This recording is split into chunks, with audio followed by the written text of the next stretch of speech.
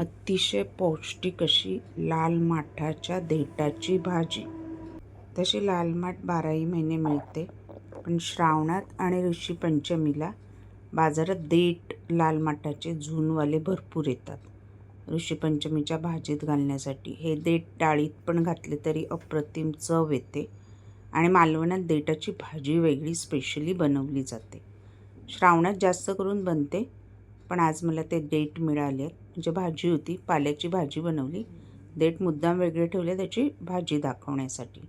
आता देठ आहेत ना, झूनवाले नाही घ्यायचे, कोवळे कोवळे देठ घ्यायचे आणि त्याच्यावरची स्किन काढायची, कारण ती चरचरीत असते.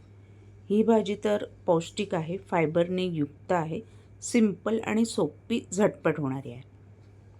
राई जिरं फोडणीला, हिरवी मिरची आवडीनुसार, तिखट किती हवं. माझे थोडेसे देठ आहेत, पाल्याची मी भाजी घेतली, थोडा भाजी केली, थोडा पाला मी ह्याच्यात पण घेतला आहे.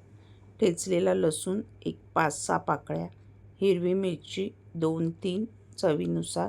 ह्याच्यात मी ओलं खोबरं घालणार आहे.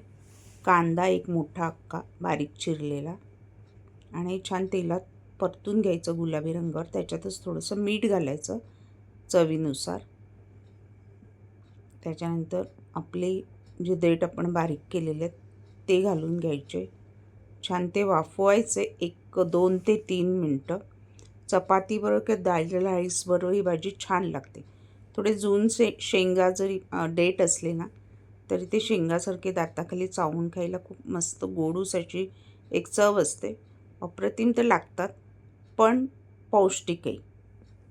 फायबरचं प्रमाण याच्यामध्ये बऱ्यापैकी देठामध्ये असल्यामुळे ते असेच पौष्टिक होतात. आता हे देठ छान परतून घ्यायचे. परतल्यानंतर थोडासा याचा रंग बदलतो, हिरवट होतो आणि ह्याच्यामध्ये ओलं खोबरं आवडीनुसार. ओल्या खोबऱ्यानेच ह्या देठाला चव येते, कारण कोकणात ही स्पेशली बनवली जाते आणि त्याच्यात ओलं खोबरं घातलं जातं. देठाचा रंग थोडासा हिरवट झाला आहे बघा. आणि आपलं ओलं खोबरं मी थोडं जास्त घेतलं आहे, तुम्ही थोडं कमी जास्त करू शकता. खोबरेल तेलात ही भाजी बनवली ना तर अप्रतिम लागते. तयार आहे लाल माठाच्या देठाची भाजी, चविष्ट आणि पौष्टिक.